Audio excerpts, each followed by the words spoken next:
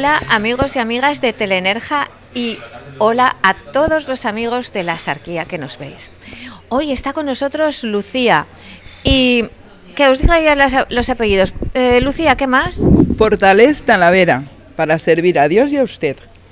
Es que eso que dice Lucía me encanta, ¿sabéis? Porque son estos códigos que hemos perdido para servir a Dios y a usted. Y cuéntanos, Lucía, ¿de dónde viene esto? Pues esto viene desde que yo tengo uso de razón, que entonces la costumbre era cuando te preguntaban cómo te llamabas, o en la escuela o en el colegio cuando pasaban lista, pues siempre decías fulanita de tal y tal, servidora, para servir a Dios y a usted. Entonces esa era la respuesta típica y tópica del momento. Los chicos, por ejemplo, como eran de falange, pues decían presente. Entonces como estábamos además en esa época, yo soy del 51, divididos entre los chicos por un lado y las chicas por otro, pues entonces claro, cada uno tenía su propia ejecución de sus cosas. Bueno. Y de sus hábitos y de sus costumbres. Pero era muy bonito, aquella época fue preciosa. Los jovencitos que nos puedan estar viendo dirán, ¿son como extraterrestres? Pues sí, porque a mí también me tocó esta cosa de los chicos con los chicos, las chicas con las chicas. Y íbamos así en el pueblo y donde estudiaba la clase de los niños, la clase de las niñas, y íbamos siempre las niñas juntas por la calle y los niños detrás, ahí soltándonos piropos y cosas así. Yo he vivido todo esto también me ha tocado, y la verdad que tengo muy buen recuerdo. No nos planteábamos muchas de las cosas que bueno, que el mundo está mejorando, que el mundo tiene que mejorar, que tenemos que avanzar, pero yo creo que no hay que perder ese encanto, esa poética, ¿no? Sí, yo además mi vinculación con Nerja viene prácticamente desde que yo era muy pequeña, sin saber que existía Nerja, y es una historia muy bonita, ¿sabes? Pues cuéntanos, Lucía, a ver, tu vínculo con Nerja, porque Lucía siempre anda por aquí, siempre que puede se escapa a Nerja, tiene también aquí su casa, que hay que decirlo todo. Cuéntanos, ¿cómo surgió esto de venirte tú a Nerja? Pues bueno, en principio venir a Nerja fue por un tema de trabajo del padre de mis hijos. En aquel momento estaba casada con él, ahora estoy divorciada, y desde niña pues yo tenía una costumbre que era comprarme un tebeo que se llamaba Claro de Luna. Entonces en la contraportada ponían una canción y sobre esa canción versaba la historieta del tebeo, y en la última página ponían una poesía. Entonces en una ocasión pues me encontré una poesía que me aprendí y se me quedó en mi cabeza desde siempre. Y cuál no fue mi sorpresa, que estando en Nerja muchísimos años después, pues mi amigo Paco Ruiz me regaló un libro que era un poemario de Rosario Navas, maestra de Nerja, y ahí estaba esa poesía que yo me aprendí cuando tenía 6 o 7 años. Entonces mi vínculo viene con Nerja sin saberlo desde entonces. Luego yo empecé bachillerato en octubre del 61 y ahí en el libro de geografía, hablando de las cuevas, hablaba de tu cueva de Altamira, de tu sitio y de tu norte, y de la cueva de Mallorca. Y luego en pequeñito, muy pequeñito, ponía y las recientemente descubiertas, año 1959, Nerja en Málaga y Artán Mallorca. Esa fue la primera vez que yo leí Nerja.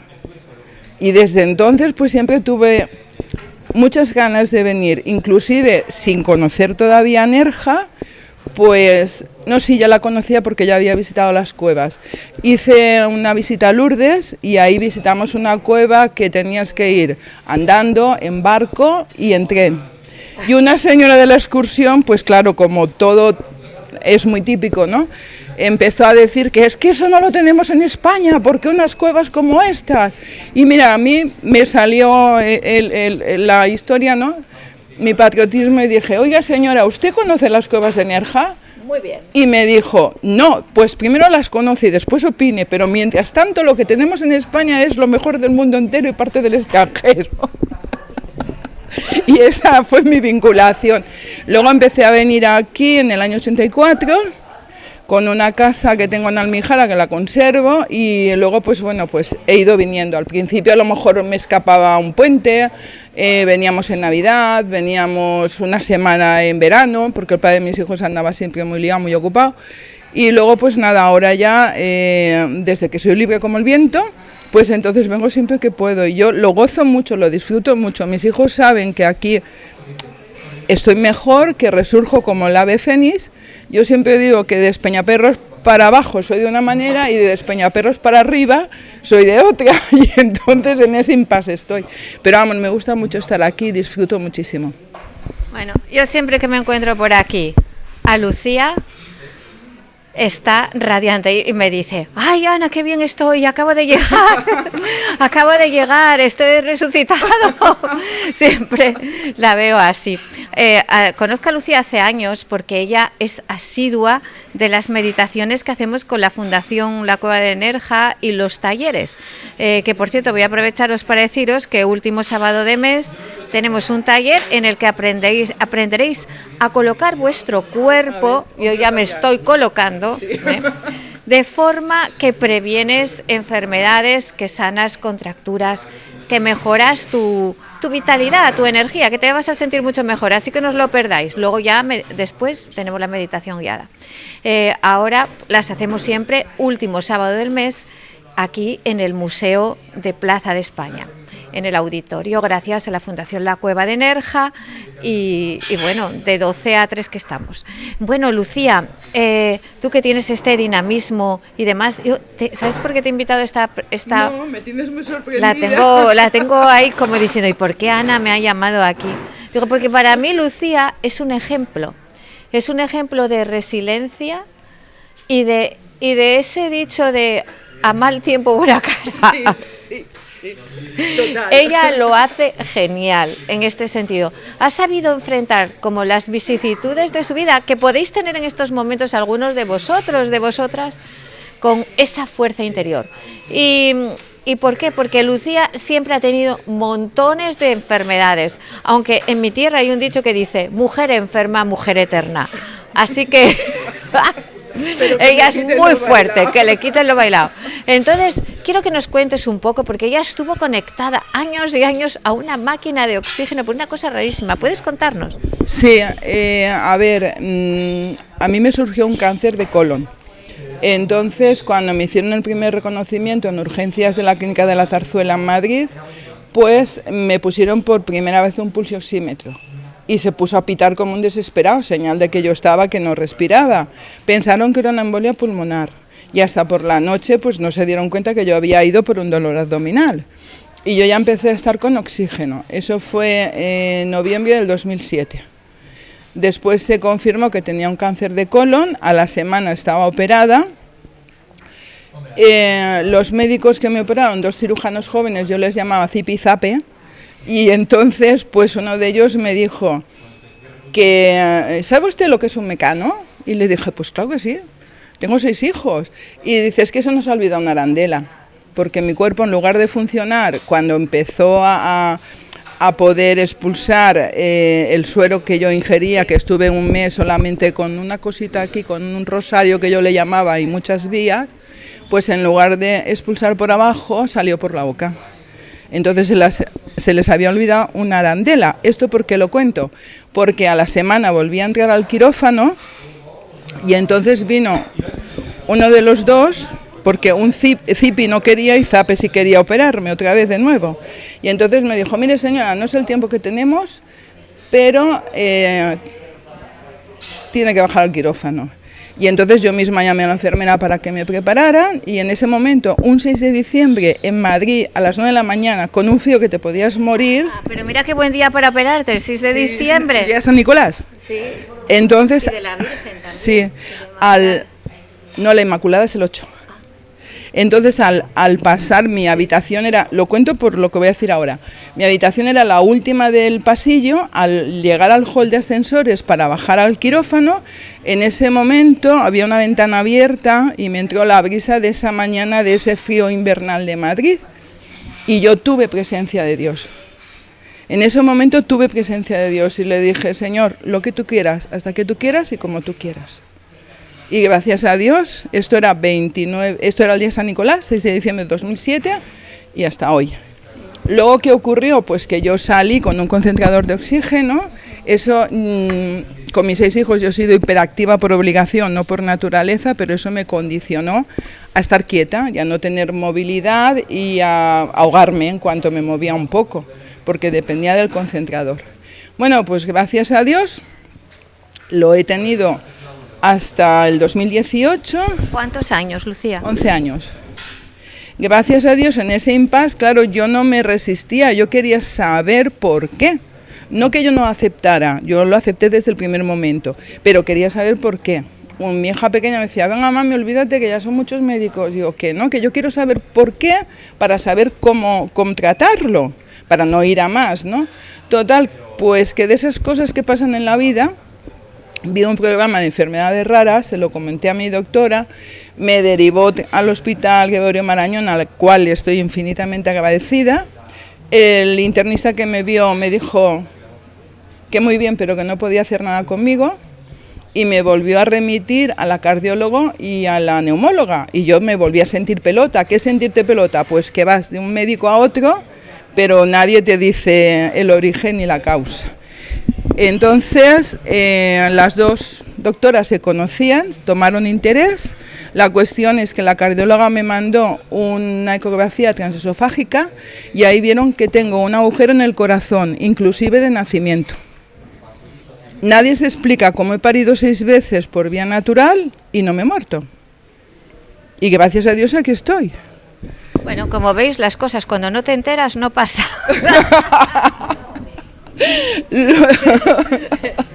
Y luego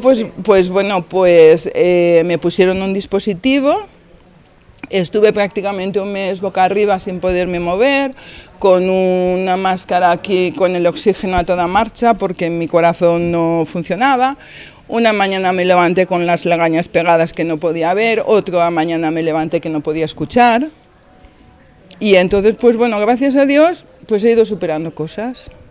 Cuando nació mi hijo Zoe también me tuvieron que intervenir porque se me hizo después del parto un trombo en una pierna y ahí estuve en el túnel. O sea, que es que soy un poema.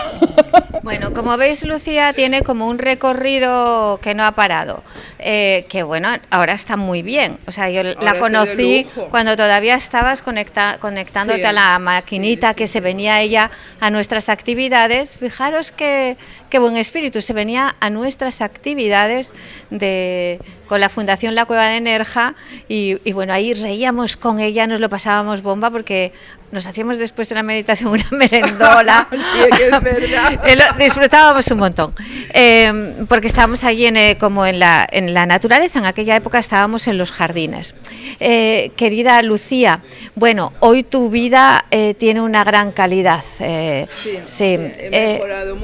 mejorado mucho porque ya no dependo del concentrador de oxígeno, que eso es muy importante, aunque yo le llamaba a mi amigo y me despedí de él, del que tenía en Madrid se lo llevaron estando yo aquí, pero del que tenía en Nerja, cuando vino el Señor, pues yo le abracé y le dije, te deseo buena suerte y mucha vida, que des mucha paz y mucha alegría a mucha gente, ya que el Señor me miraba como diciendo, le falta un tornillo, pero yo le estaba muy agradecida a mi amigo, que es el concentrador de oxígeno, porque me había facilitado vida durante 11 años. Es que yo me ahogaba, no podía respirar. Claro, el oxígeno se iba por el agujero del corazón y eso no lo sabíamos.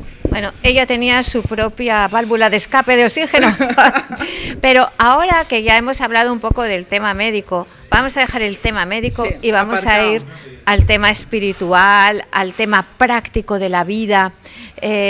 Porque, claro, todos estos años de esta dependencia de una máquina, lo primero que vemos es que si alguien está en esa situación, piensa, esta situación puede cambiar. Aquí tenemos un ejemplo, Lucía. O sea, lucha por mejorar tu estado, por mejorar tu salud.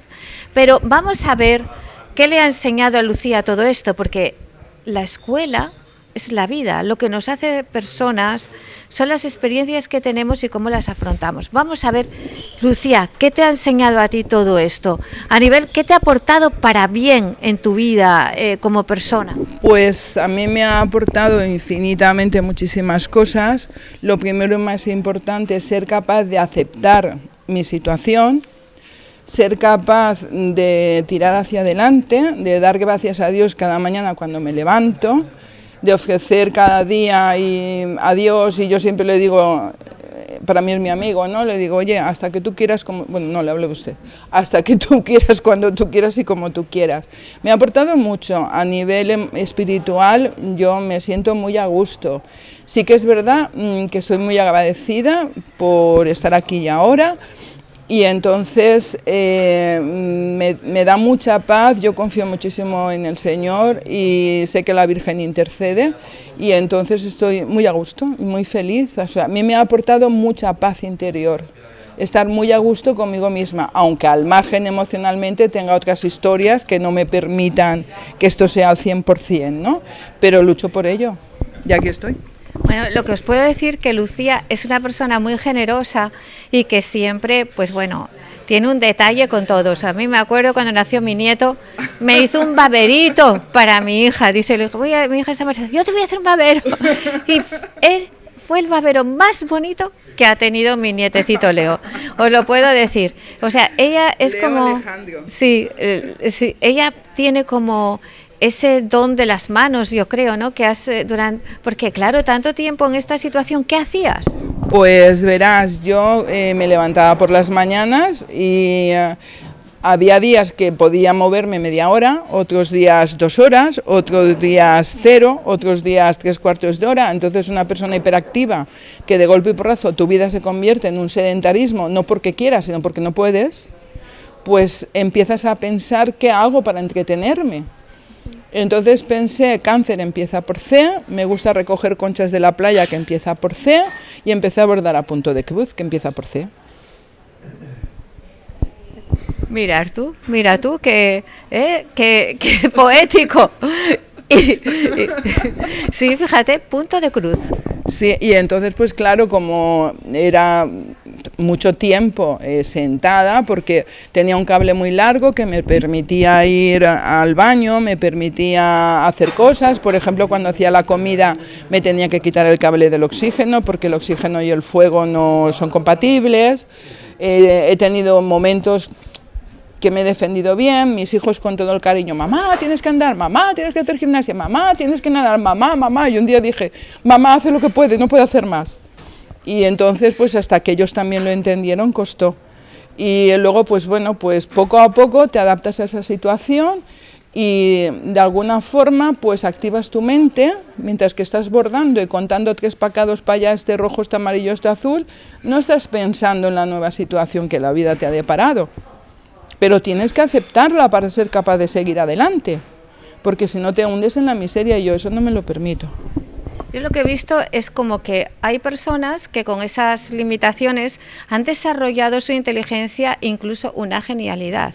Ahí tenemos el caso de Stephen Hawking, ¿no? Que realmente fue como una persona que dejó un gran legado para el mundo. ¿Cómo? Pues aceptando, como ya nos dice, esta situación y desde esta aceptación ver qué es lo mejor que puedes hacer en esa situación, y sobre todo nunca olvides que puedes mejorar.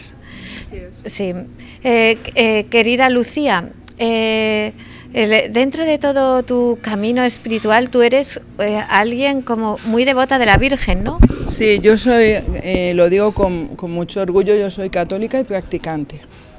Entonces yo soy feliz, estamos en Cuaresma, yo cumplo mi Cuaresma y me ayuno en mi abstinencia, no porque me lo imponga, sino porque lo quiero y lo deseo, y lo hago consciente y muy feliz y muy a gusto, y entonces pues yo estoy muy agradecida. Quizás también pues es el ambiente que yo he vivido en mi casa, con mis papás, con mis hermanos, con mi familia. Después tengo 6 hijos a los que yo les he educado dentro de mi religión católica. Después cada uno funcionará como funcionará, pero ellos tienen su base y eso está por encima de todo, que considero que la educación es predicar con el ejemplo, no con manuales, sino predicar con el ejemplo. ¿Tú crees que esta parte espiritual te ha ayudado a ti a vencer estas dificultades de la vida, estas situaciones con las que te has enfrentado, de salud, de limitación? Yo pienso que sí, que me ha ayudado mucho. También tuve una etapa de rebeldía, ¿eh? Porque y que además exploté, no quería saber nada. Mi papá se murió en febrero del 64, mi mamá en julio del 64, y con 12 años, yo que soy la pequeña de una gran familia, que me mimaron, me consintieron, me tenían en bandeja de plata para ser el cubo de la basura. Y entonces eso fue un impasse, un trauma muy fuerte. Claro, yo me preguntaba por qué, y ahí me rebelé, ahí no quería saber nada. ¿A que te enfadaste un poquito con Dios? Me enfadé un poquito, no, un muchito. Sí. Porque yo decía que yo no necesitaba, que por qué me había pasado a mí, que por qué se había llevado a mi papá. Mi papá tenía 80 años cuando se fue, entonces pues entiendes que es ley de vida, pero mi mamá tenía 53. Claro, mi papá se fue, mi casa siguió porque estaba mi madre, pero mi mamá se fue, mi casa fue la catombe. Entonces, claro, no sé si a nivel de cariño, no sé si a nivel egoísta, porque había cambiado mi vida totalmente, que muchas veces también me lo he preguntado, pues todo cambió, todo fue distinto, y claro que me enfadé muchísimo, pero mucho. Yo decía, no te quiero, porque esto yo no me lo tenías que haber hecho. Pero después, cuando ya se calma esa ira, esa rabia contenida, todo eso que ocurre, y empiezas a aceptar la situación, pues entonces vuelves al redil y vuelves a la casa del Señor. Y es donde mejor estás. Sí, bueno, es que es uno de los procesos del duelo. Lo primero, estamos en estado de shock. Uno no se lo puede creer, estás como en una anestesia, que es una defensa de la mente y del cuerpo para paliar el dolor, vamos a decir. Después puede venir el cabreo inmenso. Total, es una ira, una rabia, y después ya podemos entrar eso en un proceso de aceptación, sí, que es cuando empiezas a sanar, y es cuando empieza también a surgir el dolor ese con el que hay que saber vivir. Sí, que vamos a ir metabolizando con el tiempo, pero una pérdida siempre es un gran dolor. Sí. Entonces, ese es más o menos forma todo dentro, parte de lo que se llama el proceso del duelo. Sí. Querida Lucía. Eso lo he sabido después, porque entonces yo tenía 12 años y todas estas cosas ni se hablaban, ni se decían, ni conocías, ni sabías. Luego sí, con el paso de los años, sobre todo desde que empecé a venir más a Nerja, que fue cuando me empecé a involucrar más con estas historias bonitas, preciosas, maravillosas, que a mí me han ayudado muchísimo, pues es cuando empiezas a saber y aceptar lo que es un duelo. Y cuando ya está todo pasado, un cáncer superado, todo organizado y todo bien, pues surge mi separación primero, después mi divorcio. Y entonces es otro momento. Y entonces, bueno, todavía no he terminado de pasar página.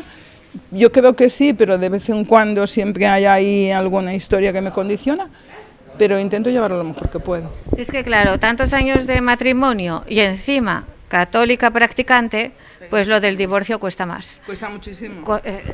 Cuesta mucho, pero además yo fui la que él a mí me abandonó, yo fui la que lo solicité, o sea que muy contenta, muy tranquila, y yo mi conciencia está plena y feliz y ya está. Yo siempre digo que en nuestra vida estén aquellos que quieren estar con nosotros, sí, y los demás, pues que se vayan, sí, está sí, bien. Es correcto. Toda persona que te acompaña a lo largo de tu existencia, pues evidentemente te deja un pozo, te deja un aprendizaje, te deja un aquel, ¿sabes? Y en algunos casos pues te deja una impronta que te hace a ti funcionar de otra manera, pero bueno, a día de hoy yo estoy tranquila, que es lo importante. Bueno, querida Lucía, como eres una mujer con tanta sabiduría y... Bueno, por favor. Sí, claro, la sabiduría que dan experiencias así, eso es lo que te educa la mente, eso es lo que te educa las emociones también, porque mira que en un proceso de enfermedad tan largo no pasas por toda clase de emociones, de frustración, de dolor, de miedo, de ira, de sentirte sola, de poco comprendida, de todo. También las contrarias, el amor que recibes, cómo tienes el cuidado de los que te aman, en fin, todo lo bueno que también te puede reportar, ¿no? Entonces, con toda esta experiencia, quería que nos comentases, con toda esta pandemia que hemos vivido, que ya estamos dejando atrás, al menos temporalmente, o en teóricamente, porque el virus ya sabemos que está por ahí pululando, tenemos que ser, sin ser neuróticos, prudentes. Entonces, ¿puedes darnos pues tus consejos, esos que te han servido a ti para estar más feliz, para superar las experiencias? Breve, porque el tiempo aquí se nos va, sí, pero eso que te ha ayudado a ti a estar feliz, a llevar todo esto bien, porque desde que he conocido a Lucía, de verdad, que es pura alegría, que me he reído un montón con ella y que siempre nos ha aportado tanto a todas las personas que acudíamos a estos encuentros, ¿no?, de la Fundación La Cueva de Nerja. ¿Puedes, por favor, decirnos? A ver. Pues bueno, a mí en la etapa del confinamiento me ha venido muy bien porque evidentemente ha sido un aprendizaje. Un aprendizaje, un saber, un conocer, un estar. De hecho, yo no salí de mi casa para nada, me busqué la vida a través de mis hijos, hacía la compra por WhatsApp, ellos enviaban un Bizum, cada mes lo hacía uno y entonces así sobreviví porque me dijeron, mami, por favor, no. Primero me dijeron, como te despiertas pronto, te bajas la basura, te das una vuelta y te quedas en casa. Y luego a los 2 minutos, mamá, que no salgas para nada. Y entonces, pues claro, yo que soy obediente, pues yo me quedé en mi casa.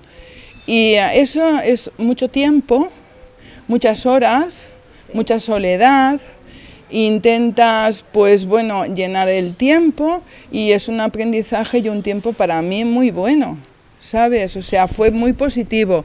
¿Qué ocurre? Pues que ahí descubrí gente que yo conocía de paso que se volcó conmigo y gente que sinceramente esperaba un poquito y pasó.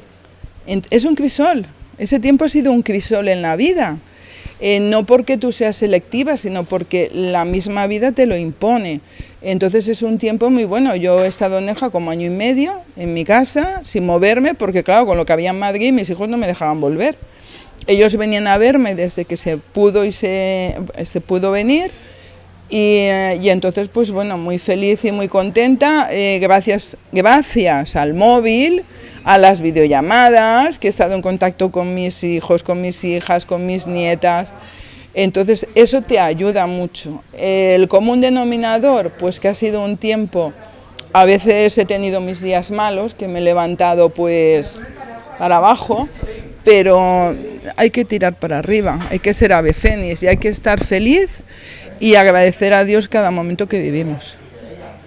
Eso es lo que yo te puedo decir. Para mí ha sido un tiempo de aprendizaje, donde hay una amiga que se volcó mucho conmigo y aunque yo tengo mucha dificultad cuando llego a Nerja y me encuentro con la gente que habla el andaluz cerrado y hay veces que yo no entiendo y no hablo porque no sé qué decir, porque no he entendido, pues con una de mis amigas de este momento la estoy agradecidísima porque se portó conmigo de lujo.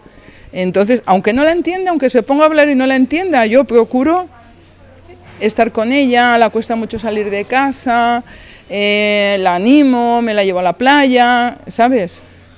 Entonces intentas un poco sin que sea, no es que tú lo hagas porque lo has recibido, yo lo hago, cuando hago una cosa es porque lo hago desde el corazón, no como un toma y daca, ¿no? Y entonces para mí ha sido un tiempo muy bonito, a pesar de que he tenido días muy duros. Porque la soledad en la marinera también. Sí, yo creo que ha sido tiempos que ya han pasado, pero de los que tenemos que aprender de incertidumbre y que seguimos en esa incertidumbre. Es decir, si empezó la pandemia y nos sembró esta incertidumbre, pues ahora continuamos. Pero todo esto, en realidad, ¿qué nos hace?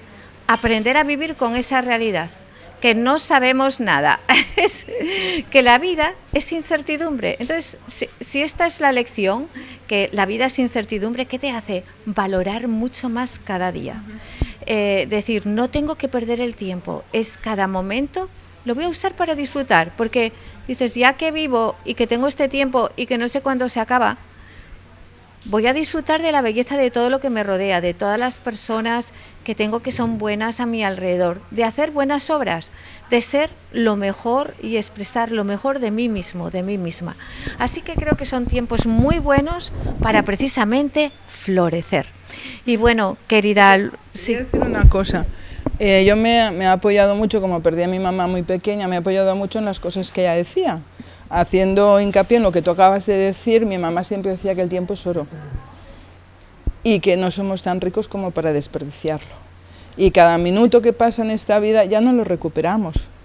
Entonces hay que saber valorar el segundo, la milésima de segundo de cada segundo que compone la hora que vivimos y el momento. Entonces creo que eso es muy importante. Bueno, pues este consejo de que nuestro tiempo es oro y recordar que siempre tu condición física, mental, emocional puede ser mejorada. Siempre, siempre hay espacio para mejorar y vivir mejor. Bueno, pues mucha felicidad, queridos amigos de Teleenergia y de toda la Sarquía, y nos vemos pronto. Y sobre todo, gracias por estar ahí, por estar con nosotros en estos programas de Factor Humano, y muchas gracias, Miguel. Hasta pronto.